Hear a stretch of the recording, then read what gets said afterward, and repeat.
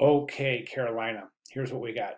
Um, so you're based off your usual oatmeal routine. I love the challenge of creating visuals without any words. I agree, and to a very, very large extent, that is what infographics is all about. So you're on the right track there. Definitely, I want to improve the way of creating visuals that are easy to understand. I look forward to feeding, and that's a relevant comment there too. So I'll address both these comments while we look at your work. So I bet you're wondering why I have this screen split in half, and the reason is because I want to look at the directions. So you say in your writing that you followed your own routine, but we want to follow the rolled oats recipe direction that is supplied here, okay? And that could be relevant. I think it is, and I'll get to that when I make my comments here. So basically what we have here is this, is that you've got, what we have here is this, is I see, okay, could this be oats? Yes, it could. What is this? We don't know. Here's a banana and some other things. And then what is this? We don't know, right? Okay, then you have this and this and this, but what are we supposed to do with it? How high do we turn it up? What do we do? How long? What's going on? This should be visual recipe, right? So everything has to be described very, very implicitly. Okay, right now I think there's too much missing here. This may be a depiction of the way that you make oatmeal, but it's not necessarily a visual depiction of instructions without words. Okay, so for example, how much milk and how much oats. You see what I'm saying? The instructions say milk or water or both, but nowhere does this allude to milk, water, or both. Okay, then it also goes from this to this on the stove. Now the stove's a given, right? We don't even need to include the stove. I think it would be more beneficial to zoom in and give a closer depiction of what's actually going on. So then we have 2 cups of water, milk, combination of both. All right, so you have to show that. Bring to a simmer, stirring frequently. We don't show, all we show here are these steam lines coming off. There's no stirring, there's no time involved.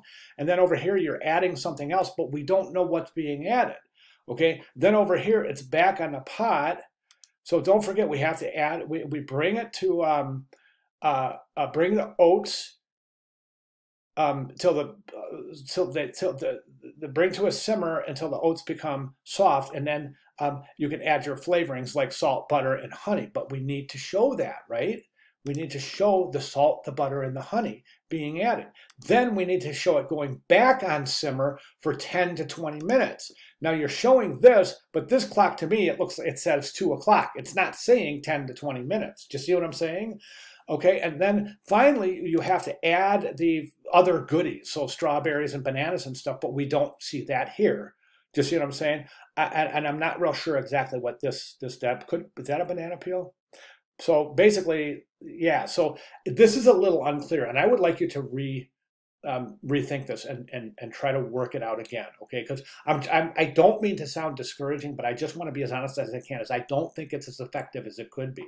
Now, if you want a really, really good example, and Doug, I hope you don't mind me using your work example, take a look at Doug's work. I actually have it up right here. So look how effective this is. It tells exactly. So here's a cup of rolled oats. Here's a cup of 2 cups of water or milk, or a combination of both.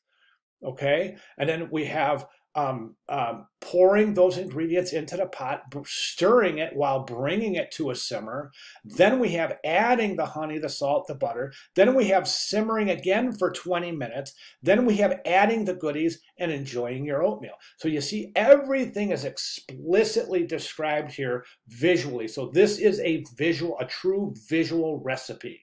Okay, and I would like you to I'd like you to kind of follow that lead a little bit in your work. What the heck did I do with your work? Oh gosh. Oh, I seem to have lost it, or I closed it. But at any rate, I would like you to work towards that. Oh, there it is. I'd like you to work towards something a little more than just feel free to use Doug's work as inspiration.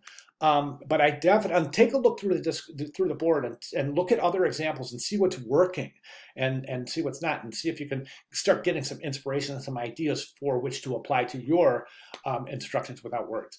Okay. All right. At this point, I think it's really important to get with me if you have any questions at all, or if you need help, let me know. I'll be glad to give you some assistance here. But Think about my comments and really mull it over. Think about it and think about the effectiveness of describing everything visually, every little detail, and think about what could go wrong with visual instructions that aren't completely simple and accurate. Okay? All right, great job. And again, any questions, please let me know. Thank you very much.